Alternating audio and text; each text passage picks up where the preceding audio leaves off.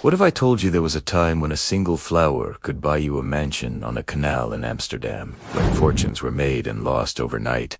Not in gold, not in land, but in petals. This madness, this Tulip Mania, wasn't just a bizarre story from centuries ago, but a mirror of what happens again and again in our modern world in stocks, crypto, and even housing. Because behind the colorful blooms lies a timeless warning, one that starts not with greed, but with beauty. Today, we're going to uncover how a flower became worth more than a house, and how an entire nation convinced itself that a tulip bulb was the key to unimaginable wealth. Stay with me, because the story of Tulip Mania is not what most people think it is. First, we need to understand the world where it all began. It's the early 1600s, and the Dutch Republic is thriving. Amsterdam is the beating heart of global trade. Spices, silks, porcelain all flow through Dutch hands. The Dutch East India Company has become the world's first multinational corporation, and arguably the first stock market giant.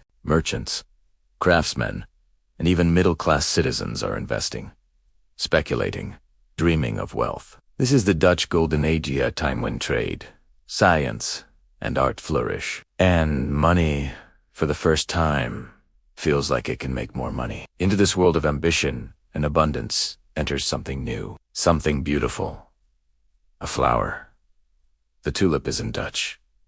It's Turkish. In the late 1500s, tulips were prized in the Ottoman Empire, symbols of perfection and divine beauty. The flower made its way west, eventually arriving in Leiden, a Dutch university town. There, a botanist named Carolus Clusius began cultivating them around 1593, was fascinated by their vivid colors and strange variations. But others saw something more than beauty, they saw rarity. Some tulips developed stunning, flame-like streaks of contrasting colors. What no one knew at the time was that these streaks were caused by a virus. Two botanists, it was a curiosity.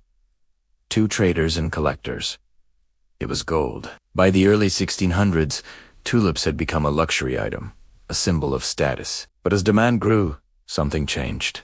People realized that tulip bulbs could be bought, grown, and sold, not just admired. A market was born. The trade began informally. Merchants began cataloging and naming varieties. Viceroy, Semper Augustus, Admiral Leifkens. Prices began to climb. In 1623, a single bulb of the Semper Augustus, a white tulip with crimson streak, sold for 1,000 guilders. For perspective, a skilled craftsman might earn 300 guilders a year. One flower was worth more than 3 years of labor. And this was just the beginning. As the 1630s dawned, tulips were no longer just flowers, were futures. Trading took place in taverns. Buyers and sellers made contracts for future delivery, agreeing to buy bulbs months before they were even dug up. This meant you could buy a bulb you did not yet own and sell it to someone else before even planting it. Sound familiar? It's the same speculative logic behind modern futures markets. People weren't just betting on tulips, they were betting on other people's belief in tulips. And at first, that belief seemed unstoppable. Prices soared, ordinary citizens were buying and selling bulbs. Farmers mortgaged their land to buy tulips. The mood was intoxicating, a mix of greed, optimism, and a sense that everyone had finally found a way to become rich. By 1636, the fever pitch was reached. Bulbs changed hands dozens of times before even being planted. One record shows a single bulb selling for 5,500 guilders, equivalent of a luxury house on an Amsterdam canal. People traded everything for tulips: livestock, land, entire businesses.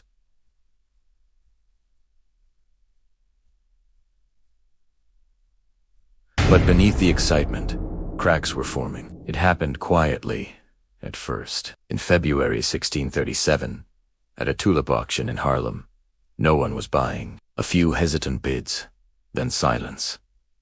Word spread on fear, spread faster. Within days, the entire market froze. People who had promised to pay thousands of guilders suddenly refused. Buyers vanished. In a matter of weeks, prices collapsed by over 90%. The same bulbs that once bought mansions could now barely fetch the price of a meal. Those who had borrowed money to speculate were ruined. The flower that symbolized beauty and success now stood for folly and despair.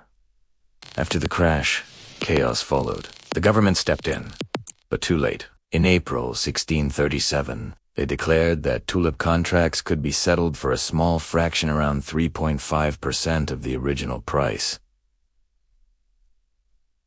This didn't restore confidence, it just confirmed the bubble had burst.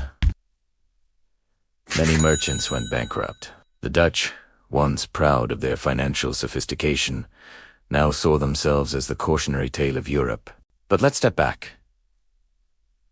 Was Tulip Mania really just about greed, or something deeper? Modern economists see it as a textbook example of a speculative bubble. People weren't buying tulips for beauty anymore. They were buying them because they believed someone else would pay more tomorrow. That's the heart of a bubble.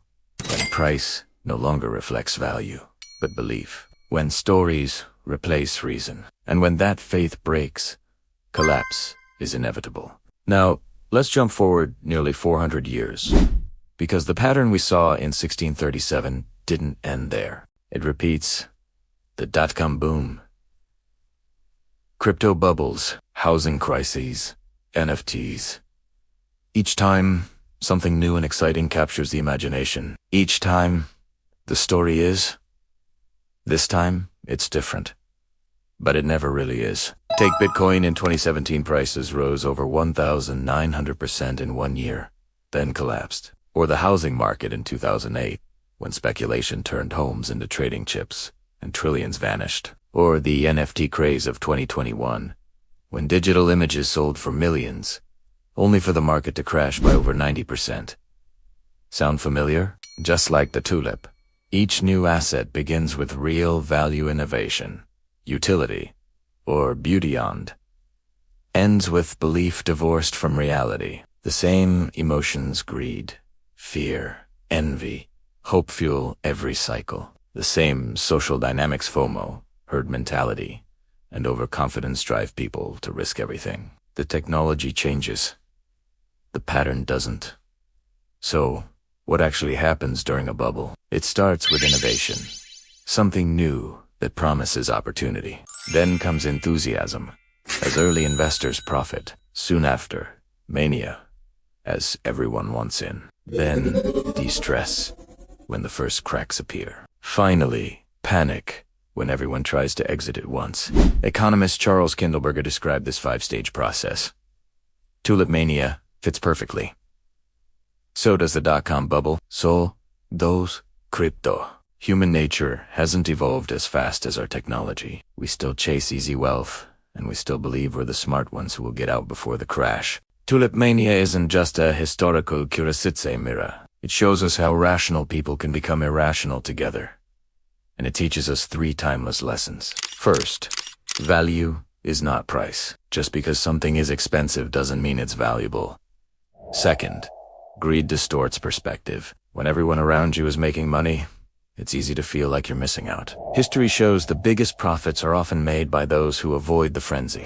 And third, every boom ends the same way. Whether it's tulips, tech stocks, or tokens, when speculation becomes the story, collapse follows.